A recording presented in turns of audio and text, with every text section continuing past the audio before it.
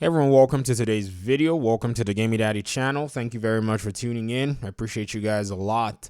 My last video where I discussed a few things about the state of the game for August 19th was quite telling that these developers, they have some things that they're probably going to be dealing with. So today I decided, why don't we talk about the appearance mods that are pretty much getting the community very riled up. And one of the really interesting things that you will figure out is how exactly the community feels about these mods if you watch the state of the game and read the chat on Twitch. Now, if you missed that, or if you decided to miss that, because that's what a lot of players do, we just don't watch state of the game that attentively, you can go to the Ubisoft YouTube web, page and look for this video, and you will see that it's been, in quote, ratioed. When I mean ratioed, it means its like to dislike ratio. It's actually quite really high. I think it's around the 50-something% mark regarding how much people,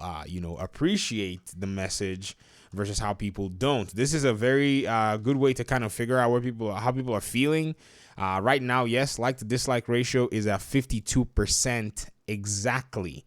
If you get what I mean, it's 447 likes to 405 dislikes as at, 7 a.m. of August 20th. That is what you're seeing. A lot of people are not necessarily happy about what's going on in the game. But if you think about all of this, people want more for this game, but all they've gotten is these appearance mods in the middle of, a content drought, in the middle of a loot issue where the so-called loot that they said they fixed in Title Update 10 is still limited and in a sense kind of, stunting. It's not providing any value for a lot of players, and so players are in a place where they're just lost. You're seeing rainbow loot. They even have to schedule a state of the game that they said they were going to schedule August, I think, 26th, and that was going to address, rainbow loot by itself. But it's like, I thought we've already been through this. Remember when Nikki Coupons came on air and showed this graph saying, oh, the loot's going to scale like this and it's going to do this, and they showed all this beautiful stuff, but we're still here again with the loot issue. So what's really going on? Why are the developers still stringing the community along even at this time? And that's a question that you have to really answer yourself, because if they really didn't want to add anything else with this game, I think they would probably announce it. And this is where I still, basically hold and hedge my entire argument that something is in the back burner going on. I don't really know what it is. I can't really put a finger on it, but I think they are working on something down the road. Another thing, too, is you have to also regard everything that has gone on in this community. And I have to call this out. There are a set of people in this community that couldn't care at all about the state of this game, because for them, their own personal agenda, which is basically to disrupt and destroy this game's reputation or just poop on the game, is much more, important to them than even the health of the game. So what we saw was cheating, and what we saw was, all kinds of different ways in order for them to fulfill their own personal egotistic satisfaction of beating a raid. This has put the developers in a very tough spot where the community has started to lose trust. So all of this is a huge conundrum. So I was telling you guys in my other video that I felt like Hamish had all this concern because I feel like Massive is working on something else. What I didn't mention in that video is there is now an internal conflict that's most likely going to be, how are we going to get from here where we did not address all the cheating that went on in the raid and even all the other issues in the game, and then bring that towards announcing a new game. It's going to be a very, very interesting sleight of hand that Ubisoft Massive is going to try to play. And that's why I said, pay attention to how they address all these things, and you're going to see that they're going to do things in a very specific way. They're going to start working their way very soon to soothe and massage the community, to try to help people say, we're actually pretty cool. We're going to resolve these issues, blah, blah, blah, blah, blah. But in reality, reality, all they're doing is just trying to gun for, a way to sell a new game, because either way, they have a new game in production, whether it's one new game or two new games. Some people have hypothesized that as a Division 3 game. I know for certain that there's an Avatar game that's set to be released in 2021, in my mind anyways, because the movie is coming out in 2021.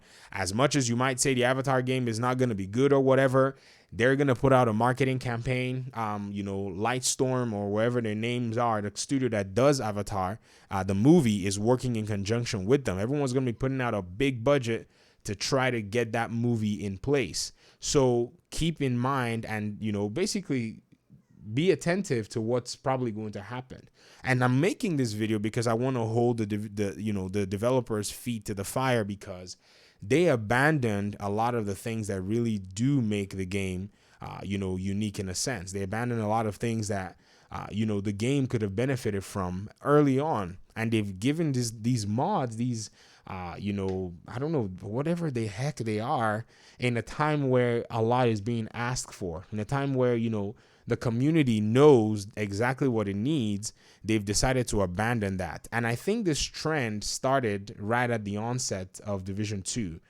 It wasn't a Division 1 trend. I mean, I was watching the state of the game from the Division 1. I remember there was a state of the game in Division 1 where, everybody, they had their 1 year anniversary, right? The 1 year anniversary, they came out and said, we're no longer going to be bringing any extra content to the division.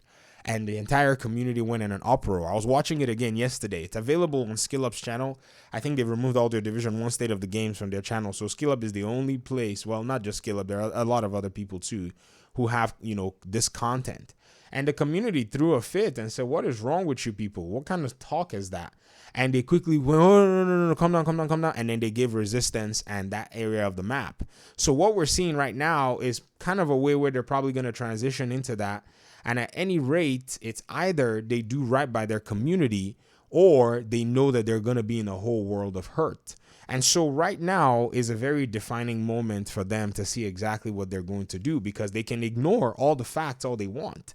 They can pretend like, what happened didn't happen, but it's not going to make things go away. Everyone has known that specific folk have sullied this game and now left it in the state that it is for a lot of people. And then think about even the recent damage glitch. Think about all of that stuff coming into play. It's not out of the question to say we have a deep problem with this game. And the more revealing thing is we have a development team that has a deep problem regarding how to resolve, issues within the community. And so, in my opinion, I just think somebody needs to, be an adult in that studio and discuss these issues with the community and discuss a way forward. Because right now, the way they're treating everything, ignoring everything, kind of pretending everything isn't going, is a very childish way to do things. It's going to hurt them, and maybe for good reason. I don't want it to hurt them. If anybody will tell you, I want for this studio to still come out on the other side. But they have to do exactly what's right. If they leave it alone, if they allow for it to fester, it's going to continue to break their community. It's going to continue to spoil the work that they've, put in a lot of effort to do.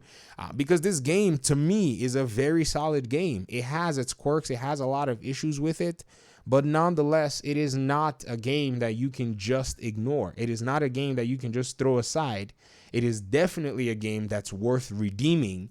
But is the studio going to even do it? Is the studio, do they have enough for gumption to do what they did with For Honor and even the Division 1 to bring this game back to light? And trust me, if they repair this game and do right by the community, I don't care. I will be the one to buy another game from them, if you get what I mean. In fact, I'm looking forward to playing Avatar. Shameless, I'm going to throw it out there. Many people are saying Avatar is going to fail.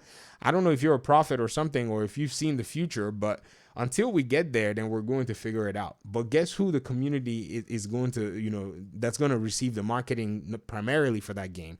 It's us. And if not us, then the wider community out there who basically don't even want to have anything to do with Ubisoft. They're the ones that Ubisoft's going to try to market to. Like I'm saying, I'm making this video about these so-called fashion mods that they did, which is a weird thing to do at this time. I think they're probably trying to do some kind of a step towards something. And then at the end of the day, a lot of what's being asked for is not being met. And I think there's a big reason for that, which I'll try to discuss in another video, which, I think is basically a development skeletal crew right now running the Division game. I don't think there's a full staff that's working on this thing as should be. I feel like right now we have a problem with, the developers having to move quickly to another game, because that's what Ubisoft Massive does. They are a multi-game studio. And so the reality is they've already probably moved this, their main production crew a long time ago to go work on something else. That's why we don't see Red Storm. That's why that's why Thailander is not on Division. That's why Drew's not on the Division. Well, he's not coming to State of the Games anyways. We don't know if he's not on Division, but I think that's pretty much what's going on right now.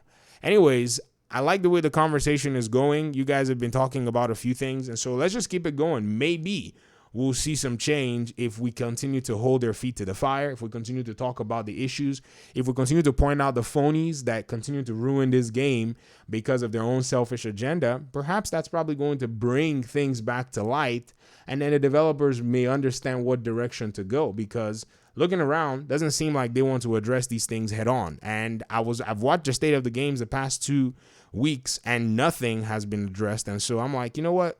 We're going to continue to mention these things, because it seems like if nobody, tells these fools what to do in some cases, and yes, I call them fools, yes, they're not going to do exactly what needs to be done. Anyways, I'm out of here. Thank you so much for your time and audience. Probably get into trouble for this video too, but you guys know I'm a troublemaker. Peace.